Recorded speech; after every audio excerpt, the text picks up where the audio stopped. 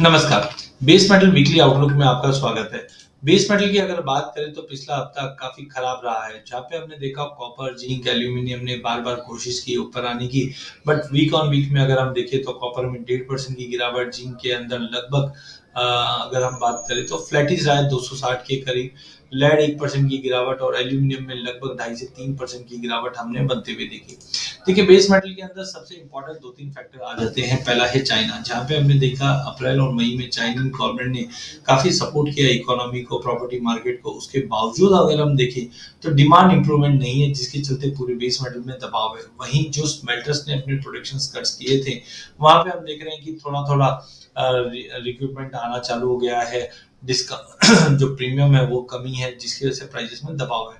Dollar index की तेजी थी, ये भी प्राइसेस के लिए थोड़ा नेगेटिव रहा है। लेकिन सबसे पहले अगर कॉपर की बात करते हैं तो कॉपर $10,000 के ऊपर सस्टेन नहीं कर पा रहा है। तो अनलेस अंटिल 10,000 10,100 के ऊपर नहीं निकलता है, प्राइजेस थोड़ा बहुत दबाव में रहेगा, क्योंकि कॉपर की जो इन्वेंट्री और 4 साल के हाई पे करीबन 3,36,964 है संघाई के अंदर, जिसकी वजह से दबाव है। साथ में हमने देखा चाइना के जो परचेज पीएमआई के नंबर्स आए थे, वहां पे थोड़ा बहुत इंप्रूवमेंट है, बट कॉन्ट्रैक्शन जो मई मंथ में देखा गया था इकोनॉमी में, उसकी वजह से प्राइजेस में दबाव है।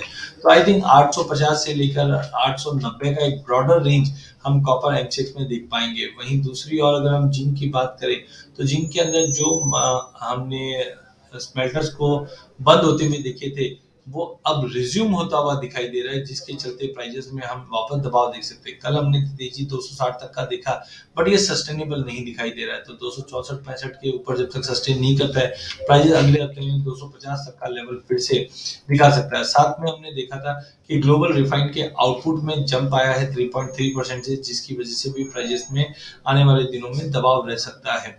तो जिंक के अंदर भी दबाव रहेगा। एल्यूमिनियम की अगर हम बात करते हैं तो एल्यूमिनियम के अंदर रिसेंटली हमने एक अच्छी खासी तेजी जरूर देखी है, बट एलएमई पे कैश मार्केट है वो कहीं ना कहीं डिस्काउंट पे है, जो दर्शाता है कि आने वाले टाइम पे प्राइजेस में फिर से दबाव बनेगा। गैस शॉर्टेज की वजह से हमने देखा था कि रिसेंटली एल्यूमिनियम के प्राइजेस को एक अच्छा बाउंस मिला है, बट ग्लोबल एल्यूमिनियम के आउटपुट में 3.3% की तेजी है। चाइना के आउटपुट के अंदर 3.5% का हमने एक बाउंस आते हुए देखा, 5% के लगभग का।